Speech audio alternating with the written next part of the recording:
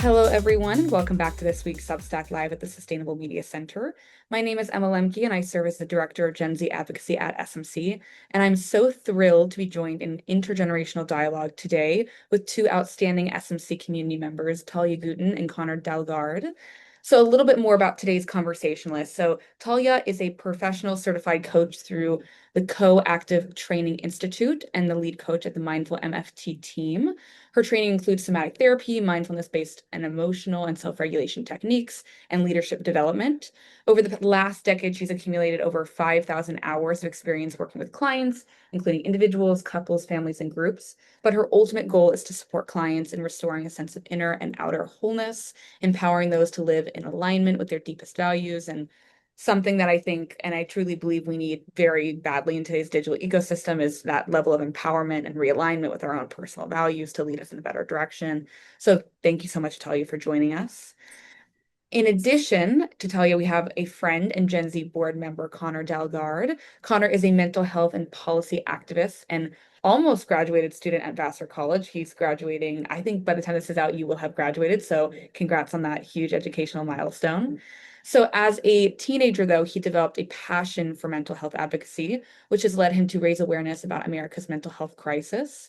One that I think has been exacerbated by social media, but he's collaborated with Mental Health America, the National Alliance on Mental Illness, Inseparable, the Balzan Center for Mental Health Law, Rare Beauty, the PA Youth Advocacy Network, through various different panels, presentations, and op-eds. He's spoken to thousands and written to hundreds of thousands about the dire need to transform our mental health systems, especially those serving youth.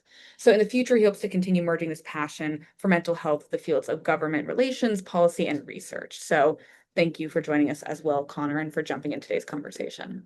So, for today's discussion, obviously there is a lot to unpack, especially with two people as outstanding and wonderful as you both are. But I want to position ourselves kind of neatly at this intersection of mental health, something you both clearly are passionate about, and social media. As you know, many people, and especially researchers, have been debating for years whether or not social media causes worsen mental health outcomes, especially for young users. Now, I know the topic is much more complicated and has an impact not just for young people, for all people who use social media. So that complexity is kind of what I want to dig into today. But before we begin, I know I gave a very cookie cutter intro for both of you, but I want you both to kind of walk listeners through how you got to where you are today and what's inspired you to be involved in the mental health space and what continues you to inspire you to do this work. We'll start with you, Talia, and then we'll move to Connor.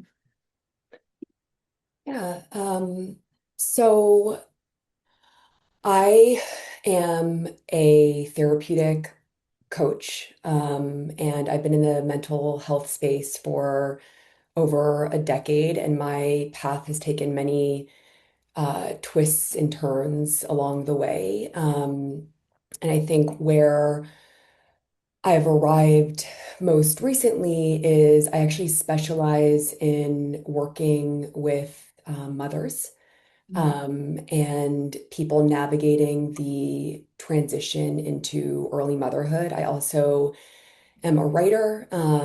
I have a book of poetry that was published a year ago called The Mother Self, which is all about navigating the highs and lows of early motherhood. I also am a mother of three, so I have three children, four and under, which is a little bit wild. And yeah, I think that um, if I'm like really thinking about the my and I've like worked with a very broad weight range of clientele over the year.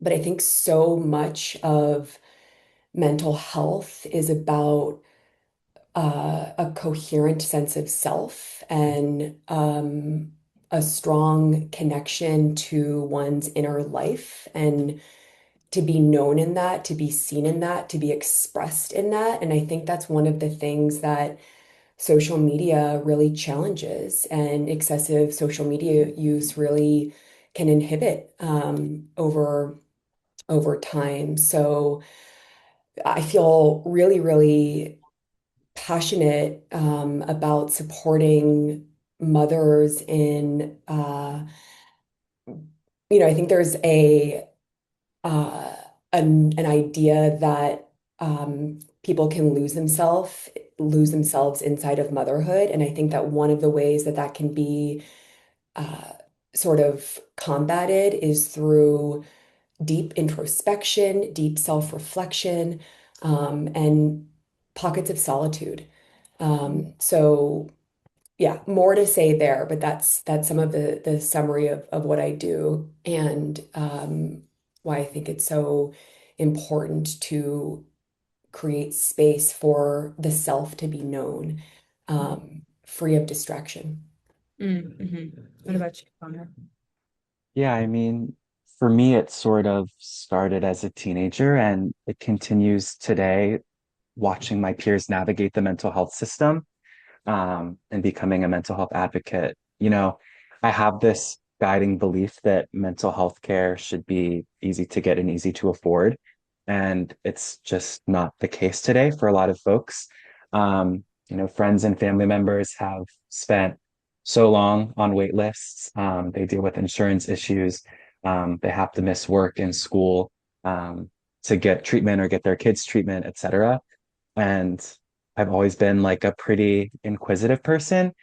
And I started to wonder why it was that families had to wait months for mental health care, or, why clinicians were leaving the workforce burned out, why they're underpaid, why insurance companies deny coverage that doctors and therapists know works.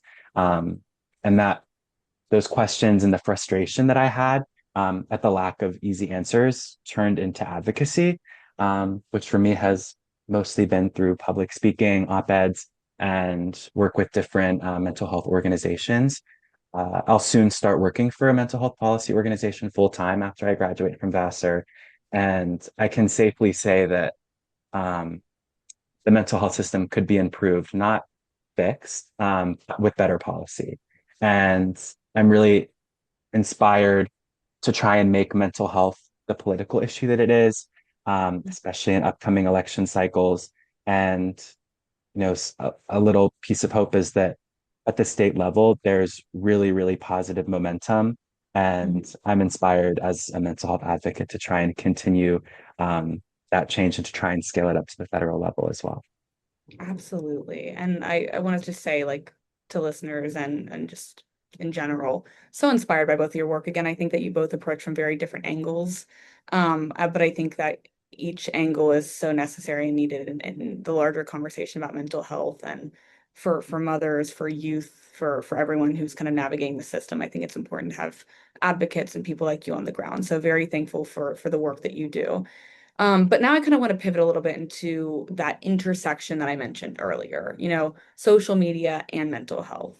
So I want to kind of know from both of you a very general question, take in whatever direction you want to take it in. How have you seen social media show up in your work, and how have you seen it impact the larger mental health space? This time we're going to start with you, Connor, and then pivot to Talia. Definitely. I mean, on the social media side, I think that it's honestly kind of impossible to separate mental health advocacy from digital spaces. Um, Social media is such an important vehicle for conversations around mental health, for better and for worse. Hmm. We have people sharing stories and their lived experience.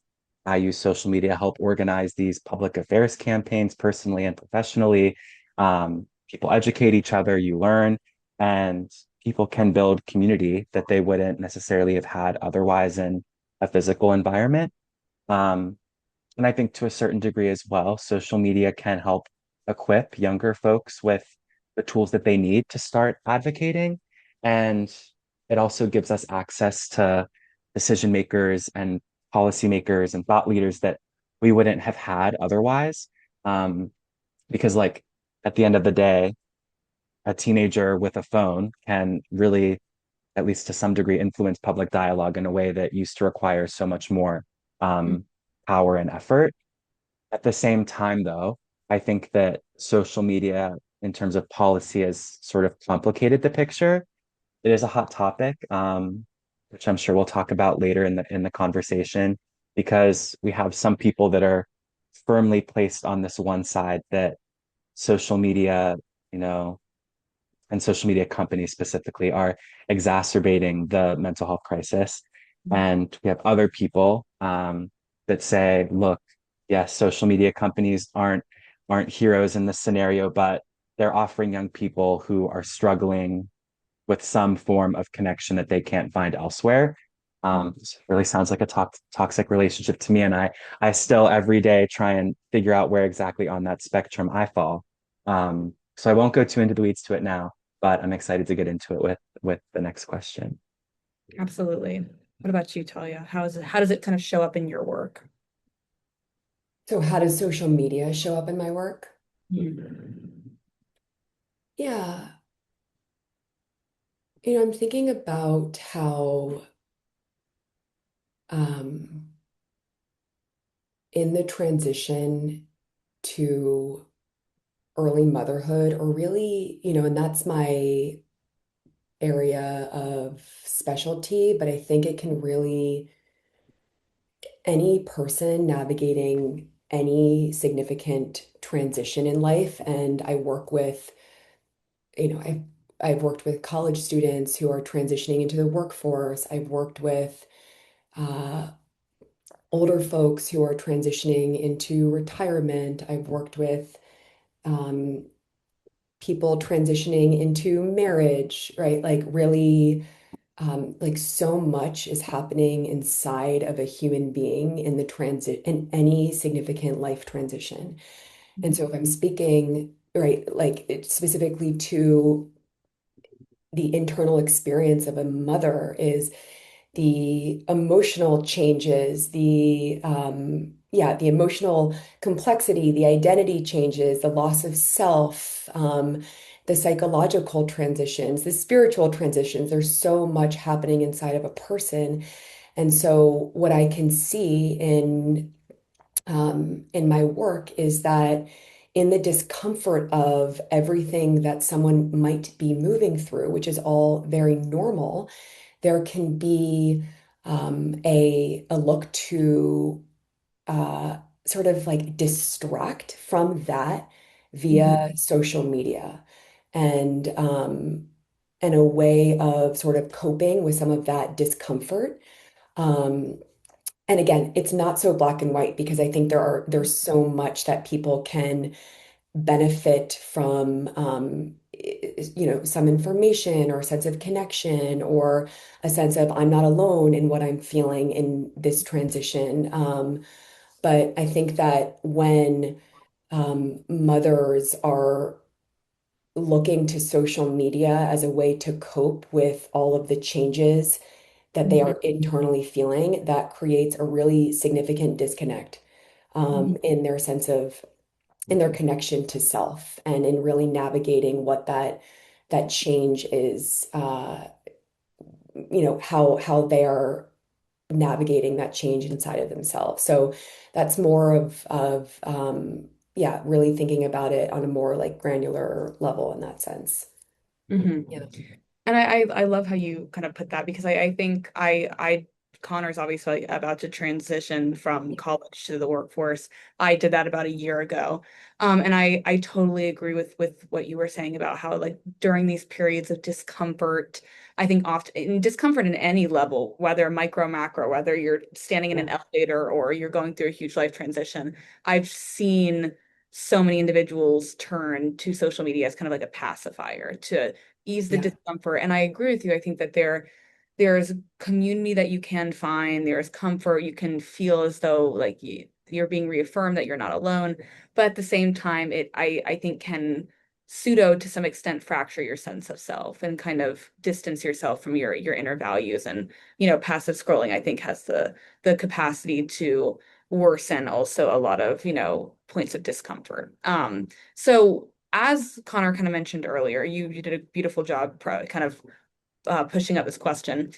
There has been some fervent debate back and forth about the claim that social media causes worsened mental health outcomes for a lot of users. A lot of debate. And I love how you said it, Connor. There's a spectrum on where you fall. And I will not make you, unless you want to, I will not make you jump headfirst into the debate unless that's your desire. But I want to pull out a line of thinking from this. I want to pull out a query.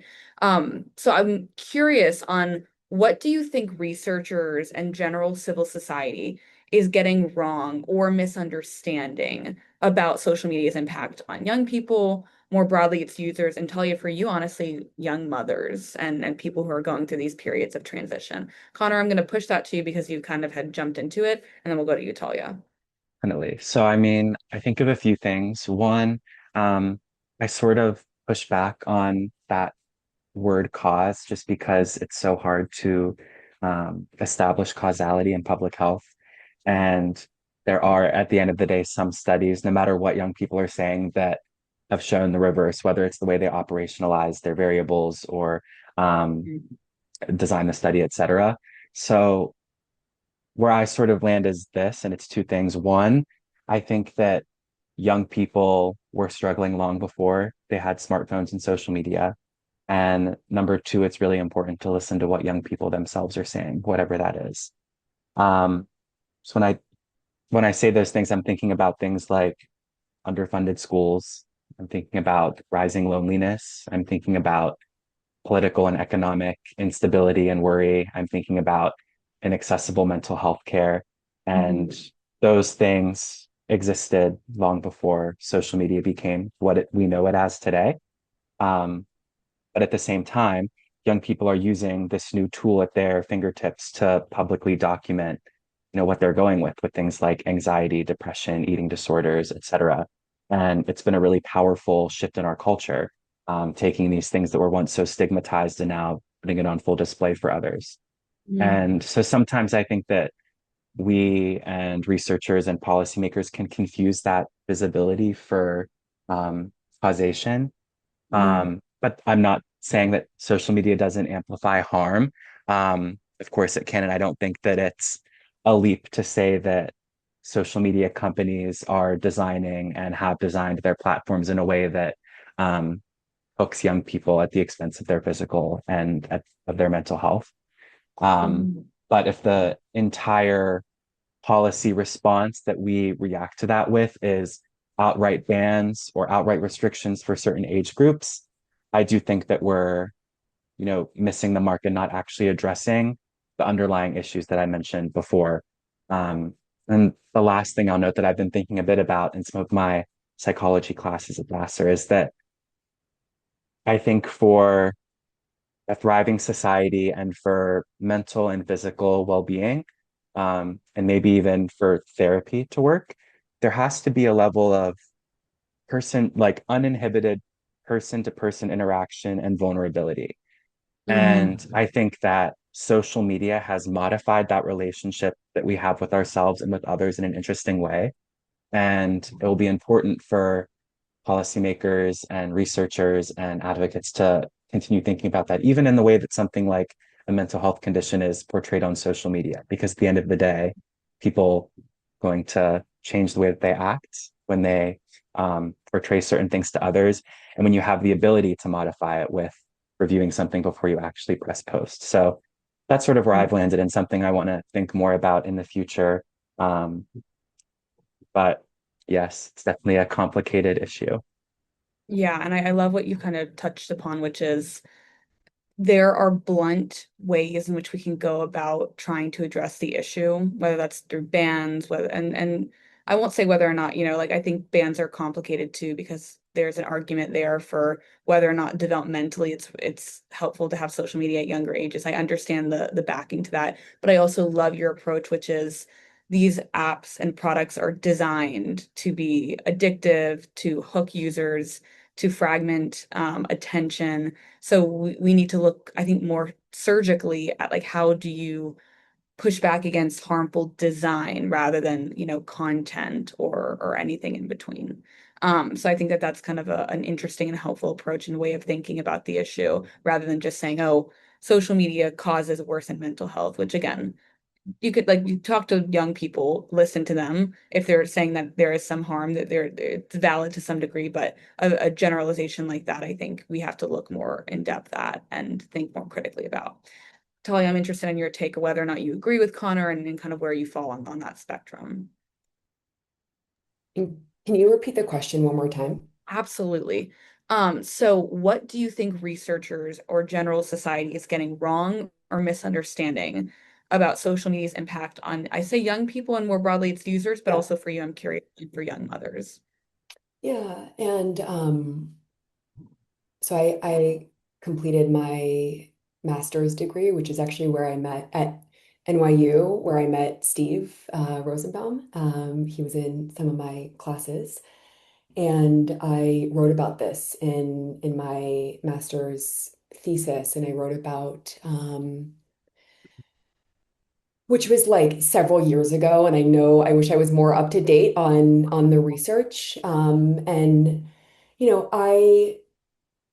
I'm really thinking about this not necessarily from like a research perspective, and certainly Connor, not from a policy perspective either, because that's not my lens, but from like a practitioner perspective. And having worked with hundreds of clients over the last decade, I whether I believe that there is again, I'm careful to use the word cause, Mhm.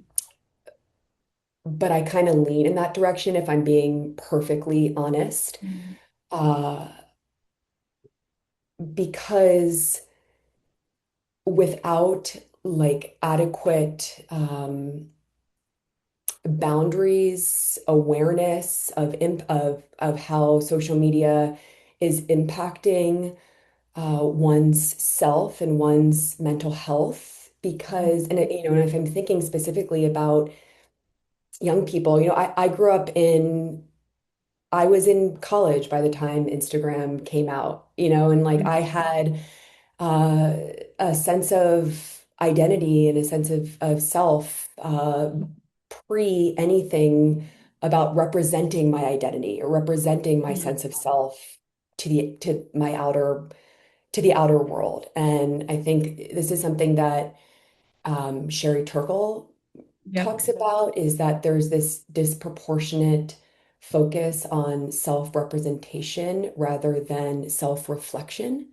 Yep. Um, and so I think that when a person's sense of self is formed via that sort of that curated representation of this is how I want you to see me versus this is like the truth and of who I am on the inside.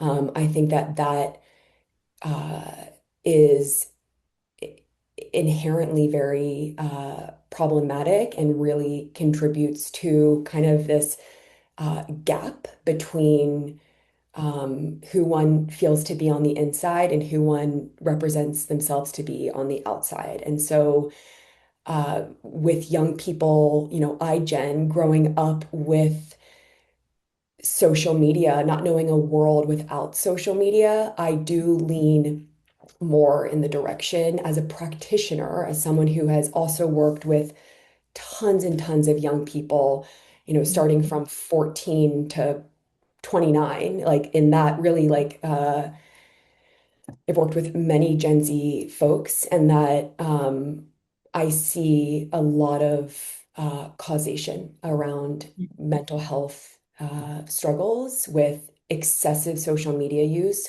without adequate boundaries and awareness of how it impacts their mental health. And I love that because I also like for all the listeners out there, Sherry Turkle's a great resource to go and read and engage with. Her work is phenomenal. And I think Thanks. that's a wonderful point, which is a lot of the practitioners I've spoken with as well, they say like and educators and people on the ground floor who are working, engaging with young people, I think are tangibly seeing this impact. So to Connor's point earlier, I think it's important to, when you're a lawmaker, if you're an advocate, to listen to those who are engaging with young people and young people themselves.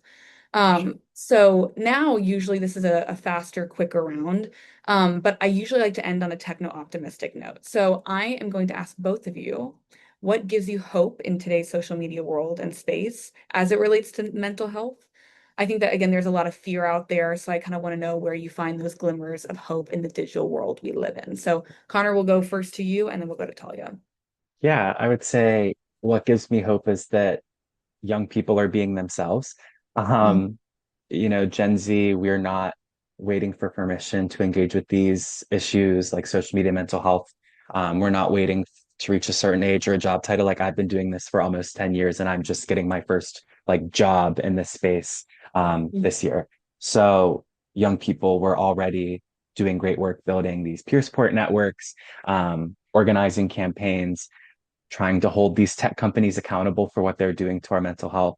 Young people are always testifying in front of legislators and doing these really, really cool things, all essentially contributing this culture shift that we're experiencing that mental health care should be easy to get, easy to afford, and that mental health shouldn't be stigmatized. So I am hopeful at the end of the day. Beautiful. What about you, Talia?